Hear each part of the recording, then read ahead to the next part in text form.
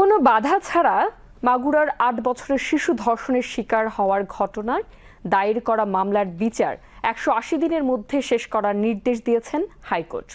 নারী শিশু নির্যাতন ও দমন ট্রাইব্যুনালকে এই নির্দেশনা বাস্তবায়ন করতে বলা হয়েছে। আজ বিচারপতি ফারাহ মাহবুব ও বিচারপতি দেবাশিস রায় চৌধুরীর হাইকোর্ট বেঞ্চ এই আদেশ দেন। এর আগে মাগুরায় ধর্ষণের শিকার শিশুটিকে নিয়ে পত্রিকায় প্রকাশিত প্রতিবেদন আদালতের নজরে আনেন ব্যারিস্টার মাহসিব হোসাইন। তিনি শিশুটির স্বাস্থ্য সুরক্ষার জন্য প্রয়োজনীয় ব্যবস্থা নেয়ার আর্জি জানান। পরে ধর্ষণের শিকার শিশুটির সব ছবি সামাজিক যোগাযোগ মাধ্যম থেকে অপসারণের নির্দেশ দেন হাইকোর্ট। এ সময় হাইকোর্ট বলেন, ধর্ষিতা শিশুটির ছবি যারা প্রকাশ করছেন তারা আইন ভাঙছেন, এটা অন্যায়। ছবি নির্ধারিত সময়ে না সরালে নতুন আদেশ দেয়া হবে। এদিকে মাগুরায় ধর্ষণের শিকার শিশুটিকে সব রকম আইনি সহায়তা দিতে বিএনপির ভাইস চেয়ারম্যান তারেক রহমানের নির্দেশে 4 সদস্যের আইনজীবীর প্যানেল গঠন করা হয়েছে বলে জানিয়েছে বিএনপির আইনজীবী ব্যারিস্টার কায়সার কামাল।